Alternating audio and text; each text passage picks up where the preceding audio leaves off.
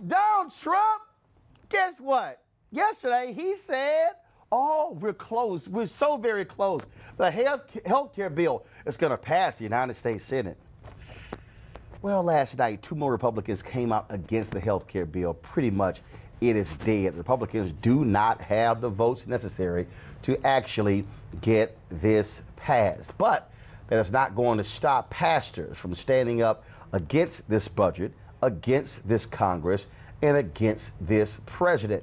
Today, a group of pastors will go to Capitol Hill to protest Trump's budget, but also the health care bill that sits before the United States Senate. The House, of course, has already passed the bill. Now, last night, Republican Senators Mike Lee of Utah and Jerry Moran of Kansas announced that they could not support the current bill, leaving it 2 votes shy enough to pass. This effectively means the bill is dead. Also, Senator John McCain, he has released a statement saying it's time to actually return to normal business, and it's time for the Senate to have a bipartisan action when it comes to the health bill. Now, remember, President Donald Trump's budget, according to various pastors, say it will have an extremely negative impact on African-American families and communities, including deep cuts to education and housing. But not just that.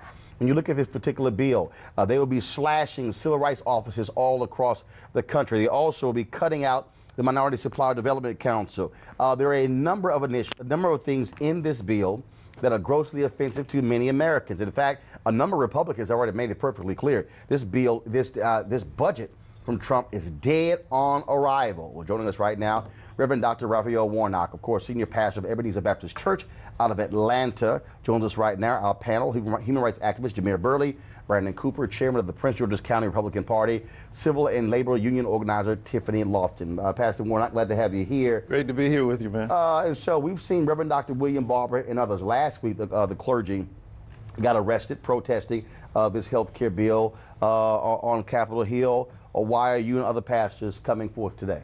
Well, you know, as a child of the black church yourself, that the black church at its best has been the countervailing conscience of American Christianity.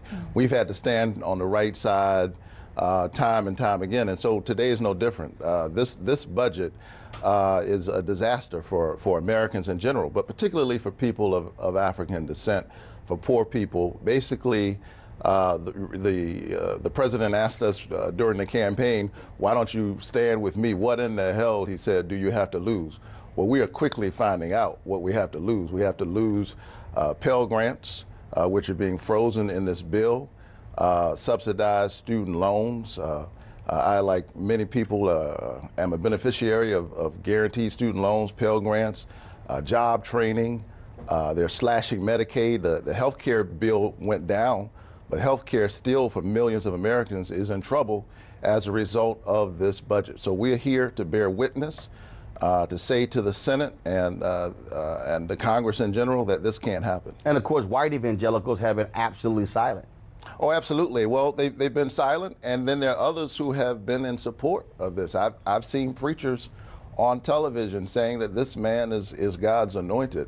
And I'm wondering, what Bible are they reading, and do they know the Jesus whom I encounter in the Gospel of Luke, who says he came to preach good news to the poor? Well, this is bad news for the poor, and I don't see how you can say that you're standing on the side of justice and on the side of Christian faith. Well, then again, of course, you have folks like Pat Robertson, who were highly critical of Michelle Obama, of course, bearing her arms. But he called it the nude pictures of Melania Trump, God's beauty. So you see the warped ideas when it comes to white evangelical Christians. Beyond protesting today, what else are black pastors doing? Well, we need the members in our church to stand up. A lot of us are raising holy hands on Sunday morning, but we're saying that your praise is only legitimate if it becomes protest Monday through Saturday. So we're here. We'll continue to make the point.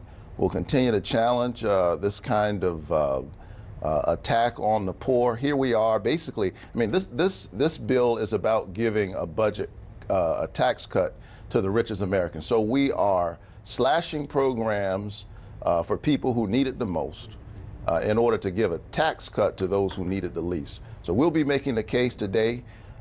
We may be engaged in some direct action, putting our bodies in the struggle, but this has to continue. It has to be sustained engagement. This is going to be a long fight, a hard fight, but I believe the Lord is on our side. All right, Pastor Warnock, we appreciate it. Thanks a lot. Weekdays on TV One. I will never lie to you. Oh, my God.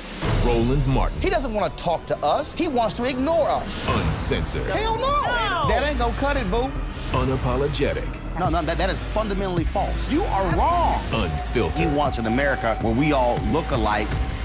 He ain't talking about black people. Unrelenting. You better go work out, because you got a fight on your hands. NewsOne Now with Roland Martin. Weekdays at 7 a.m. on TV One.